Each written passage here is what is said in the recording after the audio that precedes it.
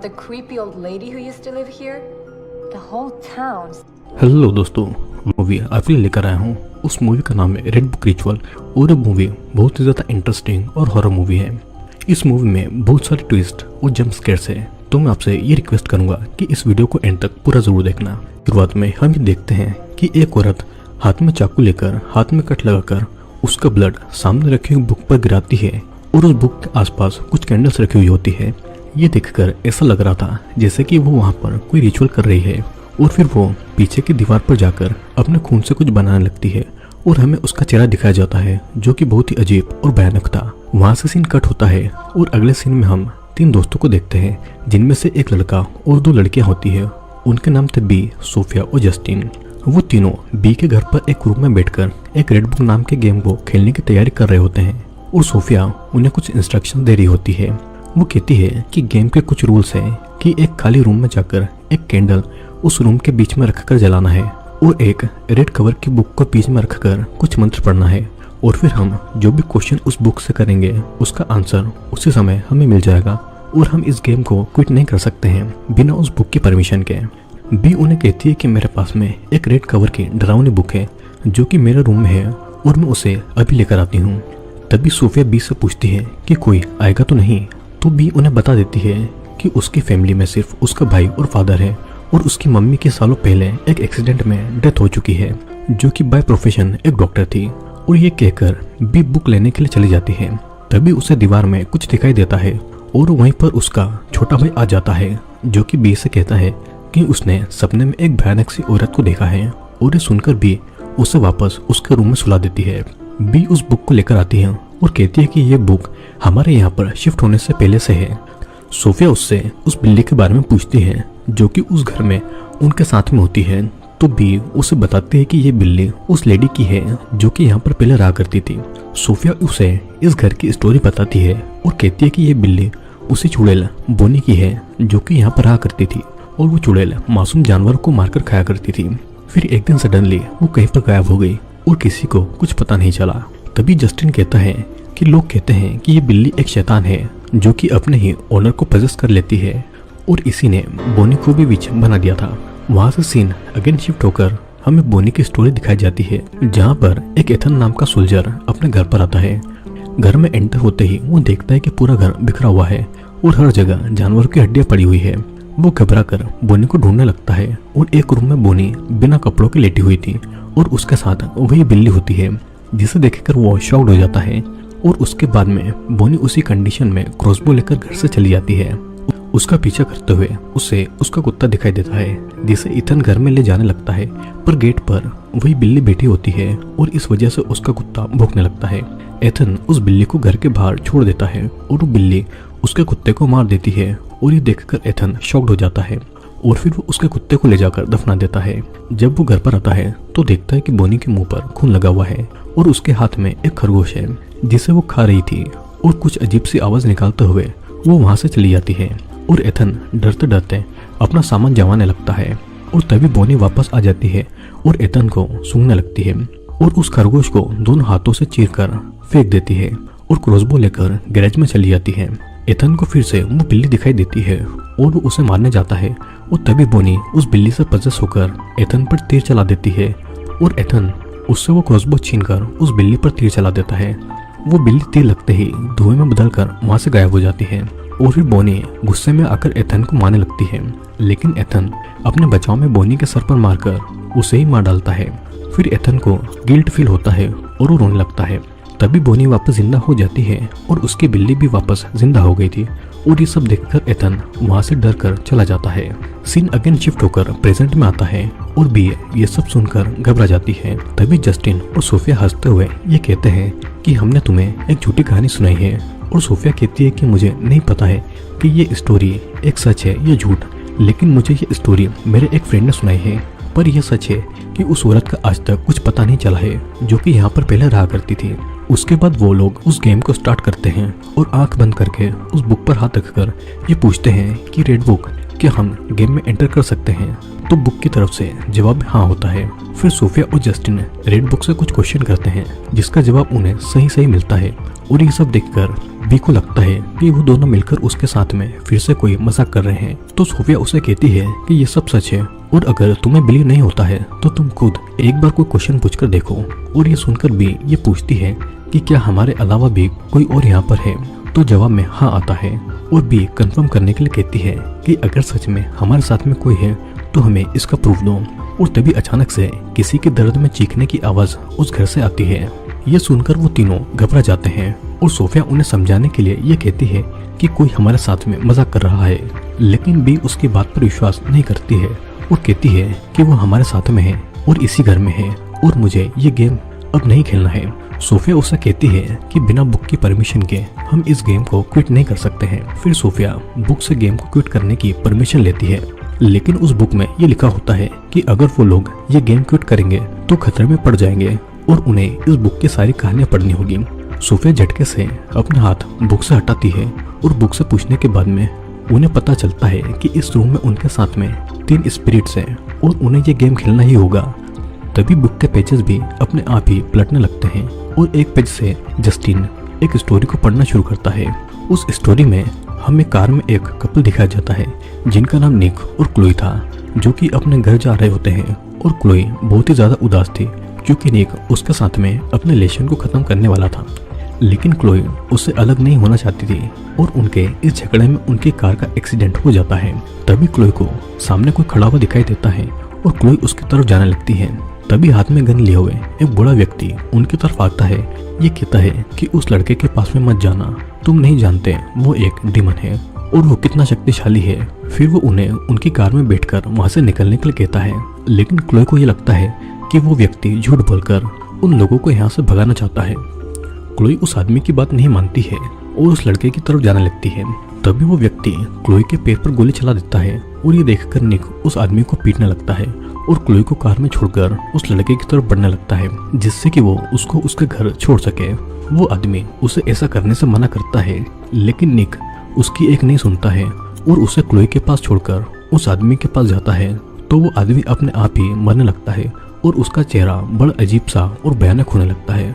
उसकी आंखें काली पड़ने लगती है और उसे देखकर निक की भी आंखें काली पड़ती है और उसका चेहरा भी भयानक होने लगता है। वहीं दूसरी तरफ क्लोई उस लड़के का चेहरा देखती है तो उसे देखकर वो बुरी तरह डर जाती है, क्योंकि वो एक डेमन था। और उसी के साथ में इस स्टोरी का ये सीन यहीं पर खत्म होता है। सीन अब प्रेजेंट में शिफ्ट होता है और जस्टिन की उंगली से खून की एक बूंद निकलकर उस बुक पर गिर जाती है और ये देखकर वो तीनों शॉक्ड हो जाते हैं। और फिर सोफिया अगली कहानी को पढ़ने लगती है, जिसमें एक बच्ची जिसका नाम जॉय होता है वो सोई थी और कुछ आवाज सुनकर उसकी आंखें खुलती है तो देखती है कि उसके पास में उसके पापा बैठे होते हैं, जिन्होंने अपने हाथों से अपने फेस को छुपाया होता है। और जैसे ही वो अपने हाथ अपने चेहरे से हटाते हैं तो जॉय उसे देखकर डर जाती है, क्योंकि उनकी आंखें बहुत ही भयानक होती है। और फिर हम जॉय को नींद से जागता हुआ देखते हैं, जिससे कि हमें समझ में आता है कि जॉय एक बुरा सपना देख रही थी और वो घबरा जाती है और अपने इस नाइटमेयर के बारे में अपनी माँ योन को बताती है। उसकी माँ उसे समझाती है कि उसके पिता एकदम ठीक है और उन्हें कुछ नहीं हुआ है, लेकिन वो अपने पिता को देखने की जिद करने लगती है। तभी एक कॉल आता है जो कि योन के पति के छोटे भाई का था और वो उसे अपने भाई की हालत के बारे में पूछने लगता है, क्योंकि वो बीमार होता है। तो योन उसे बताती है कि वो अब पहले से ठीक है और तुम बाद में आकर उनसे मिल सकते हो, क्योंकि अभी हम घर पर नहीं है और हमें आने में लेट हो जाएगा। फोन रखने के बाद में जॉय पूछती है कि आपने अंकल से झूठ क्यों कहा है। तो योन उसे कहती है कि तुम्हारे पिता बहुत ही बीमार है और उनके नाम पर एक इंश्योरेंस पॉलिसी है और मुझे ऐसा लगता है कि तुम्हारे अंकल की नज़र उन पैसों पर है जो कि तुम्हारे पिता के मरने के बाद में मिलेंगे और इसी वजह से वो बार बार यहाँ पर आते हैं। इसी कारण से मैंने उनसे झूठ कहा। तभी कोई घर के बाहर आकर गेट बजाने लगता है और गेट खोलने के लिए कहता है, लेकिन योन जॉय से चुप रहने का कहती है और उसके वहां से जाने के बाद में योन वहां से उठकर चली जाती है और जॉय उसके पिता के रूम के गेट से अंदर की तरफ झांकने लगती है। उसके पिता को वेंटिलेटर पर बांध कर रखा होता है और जॉय उनके पास जाती है और उनका ऑक्सीजन मास्क हटा देती है। तो उसके पिता उसे उसके अंकल को कॉल करके बुलाने के लिए कहते हैं और वो उसे ये भी कहते हैं कि उसे तभी कॉल करे जब उसकी मम्मी घर पर नहीं हो। फिर जॉय को उसकी मम्मी के आने की आवाज सुनाई देती है। तो बेड के नीचे छुप जाती है और यौन आकर अपने पति की आंखों पर क्लिप लगा देती है, जिसकी वजह से वो अपनी आंखें बंद नहीं कर पाता है और उसकी आंखों में पिन चुभने लगती है। जो ये सब करते हुए परछाई में उसे देख लेती है और उसकी हल्की सी चीख सुनकर यौन उसे बेड से बाहर निकालती है और उसे डराकर रूम के बाहर निकाल देती है। तभी हम समझ पाते हैं कि यौन की दिमागी हालत सही नहीं है और जॉय रूम के बाहर बैठकर रो रही होती है और जब वो रूम में जाकर देखती है तो उसके पिता उसे मरे हुए दिखाई देते हैं और यौन उसकी डेड बॉडी के पास में बैठकर अजीब हरकतें कर रही होती है, जैसे कि उसमें किसी तरीके की आत्मा आ गई हो। और तभी ये कहानी भी यहीं पर एंड होती है। अब अगेन सीन प्रेजेंट टाइम में शिफ्ट होता है और हमें वो तीनों दिखाई जाते हैं और जैसे ही सोफिया उस कहानी को खत्म करती है तभी उसकी नाक से भी खून की एक बूंद उस बुक पर गिर जाती है और सोफिया को एक अजीब सी डेमोनिक आवाज सुनाई देती है, लेकिन वो आवाज उन दोनों को नहीं सुनाई देती है। और तभी सोफिया को उसके पास बैठे हुए जॉय के पिता की आत्मा दिखाई देती है और जस्टिन उसे समझाता है कि यहाँ पर कुछ नहीं है, बस हमें ये बुक ये सब दिखा रही है। लेकिन सोफिया वहां से उठकर भागने लगती है और तभी कोई इनविजिबल पावर उसे खींचकर एक रूम में ले जाकर बंद कर देती है। जस्टिन के बहुत ट्राई करने के बाद भी उससे वो गेट नहीं खुलता है। तब भी उसे कहती है कि हमें आगे की कहानी पूरी खत्म करनी होगी, तभी हम सोफिया की हेल्प कर पाएंगे। अब भी कहानी आगे बढ़ने लगती है और हमें एक कार्ला नाम की डॉक्टर दिखाई देती है जिसका भाई काफी टाइम से वेंटिलेटर पर ही था और उसे उसकी दोस्त समझाती है कि तुम इन दवाइयों से कब तक अपने भाई को जिंदा रख पाओगी, वो कितनी तकलीफ में होगा। लेकिन वो उसकी एक नहीं सुनती है और एक नर्स से वेल लाने को कहती है। वेल नहीं होने पर वो खुद ही वेल लेने के लिए चली जाती है और जब वो वेल लेकर वापस आ रही होती है तभी उसे महसूस होता है कि उसके पीछे कोई है, लेकिन जब वो पीछे पलटकर देखती है तो वहाँ पर कोई नहीं होता है। वो जब थोड़ा आगे जाकर देखती है तो बाथरूम में बाथटब पूरा खून से भरा होता है और दीवारों पर भी खून लगा होता है। तो वहाँ पर रखा हुआ एक ग्रामोफोन अपने आप ही बजने लगता है। जब वो उसे बंद करती है तो तभी कोई डरावनी आवाज में उसका नाम विस्पर करता है, लेकिन वहाँ पर कोई नहीं था। अब उसे किसी के पैर घसीटकर चलने की आवाज आती है और पलटकर देखती है तो एक डेमन उसकी तरफ बढ़ने लगता है और ये देखकर वो डर जाती है और गेट खोलकर वहां से भागने लगती है। पर वो गेट नहीं खुलता है और जल्दबाजी में वो वेल उसके हाथ से गिर जाती है और वो डेमन उसे उठा लेता है। फिर वो उसी जगह पर जाकर वेल लाती है और तभी अचानक से वो डेमन उसके सामने आ जाता है और वो वहां से भाग नहीं पाती है। डेमन उसके बहुत पास आ जाता है और उसके भाई का रूप लेकर उसे वो वेल लेकर वहां से गायब हो जाता है। इससे कार्ला को समझ आ जाता है कि उसका भाई बहुत ही तकलीफ में है और उसे ऐसा जिंदा रखना नहीं चाहिए। कार्ला वेल वहीं पर छोड़कर अपने भाई के पास चली जाती है और वेंटिलेटर बंद कर देती है, जिससे कि उसके भाई की डेथ हो जाती है। और जिसे देखकर कार्ला को बहुत दुख होता है और वो अपने दोस्त को हक करके रोने लगती है। अब सीन वापस प्रेजेंट टाइम में शिफ्ट होता है और बी जस्टिन को कहती है कि ये मेरी मॉम की कहानी थी और कहानी खत्म करते करते ही बी की उंगली से खून निकलने लगता है और तभी बी को उसकी मॉम यानी कि कार्ला दिखाई देती है और जस्टिन के मना करने के बाद भी वो उसके पीछे जाने लगती है। उसके जाने के बाद में जस्टिन को सोफिया के चीखने की आवाज सुनाई देती है और जस्टिन वहां पर जाकर देखता है तो अंदर से हाथ आकर उसकी गर्दन तोड़कर उसे अंदर की तरफ खींच लेता है और दूसरी तरफ कार्ला का पीछा करते हुए बी उसी रूम में जाती है जहां उसे दीवार में कुछ दिखाई देता है और पूछती है कि कौन हो तुम। तभी ये सीन भी यहाँ पर खत्म हो जाता है। अब हमें अगली स्टोरी दिखाई जाती है जहाँ पर एक फादर सभी को बता रहा होता है कि एक ही जेंडर के लोगों को एक साथ रिलेशनशिप में होना बहुत बड़ा पाप है और ऐसे लोगों को जिंदा नहीं रहना चाहिए। और फिर हम चर्च में रहने वाली एक सिस्टर को देखते हैं जिसका नाम मैगी होता है और वो एक बुढ़ी औरत के साथ में रिलेशनशिप में होती है और कुछ लोग उसे उस औरत के घर से निकलते हुए देख लेते हैं और सभी को उनके रिलेशनशिप के बारे में पता चल जाता है। अब अगले सीन में उस औरत को ह्यूमिलेट करके रस्सी से बांधकर टाउन में घुमाया जाता है और एक जगह पर बांधकर उसे टमाटरों से मारा जाता है और एक व्यक्ति मैगी को भी उस पर टमाटर फेंकने के लिए कह देता है क्योंकि सभी को लगता है कि वो औरत जबरदस्ती मैगी के साथ में इंटीमेट हुई है और मजबूर होकर मैगी भी उस पर टमाटर फेंकती है, जिसे देखकर उस औरत को और भी बहुत बुरा लगता है। फिर हम मैगी को सभी चर्च वालों को ड्रिंक सर्व करता हुआ देखते हैं और ड्रिंक पीकर फादर अपनी स्पीच कंटिन्यू करता है। तभी एक एक करके चर्च के सभी लोगों की मौत होने लगती है। फिर मैगी उस औरत को छुड़ाती है और दोनों वहां से भाग जाते हैं। अब तभी सीन प्रेजेंट टाइम में शिफ्ट होता है और बी के गले में एक फंदा लग जाता है।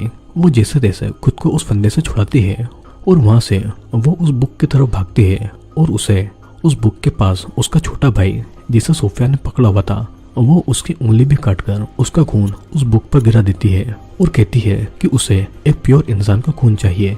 और इतना कहकर अजीब सी लैंग्वेज में वो कुछ बोलने लगती है और कहती है कि अब वो यहाँ पर आ सकती है। और इतना कहकर वो गला काटकर खुद की जान ले लेती है।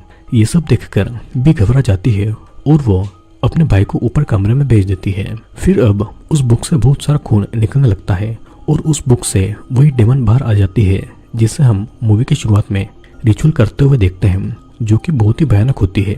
बी उसे देखकर छुप जाती है, लेकिन वो डेमन उसे देख लेती है और बी के पास आकर उसके मुंह में वॉमिट कर देती है। और ये सीन यहीं पर कट होता है। मूवी के लास्ट सीन में हमें बी का छोटा भाई दिखाया जाता है और वो बी से वहां पर आने की परमिशन लेता है और बी उसे वहां पर आने के लिए कह देती है। बी के फेस पर एक डेमोनिक स्माइल होती है जिससे कि हम समझ पाते हैं कि बी उस डेमन से पजेस हो चुकी है। और तभी वही डेमन बी के पीछे से झांककर बी के भाई को देखती है और ये मूवी यहीं पर एंड हो जाती है। दोस्तों, इस मूवी में हमने देखा कि 3 दोस्त एक ऐसा गेम खेलते हैं जिसमें कि वो एक रेड बुक से कुछ सवाल पूछते हैं और बुक उनको सही सही जवाब देती है।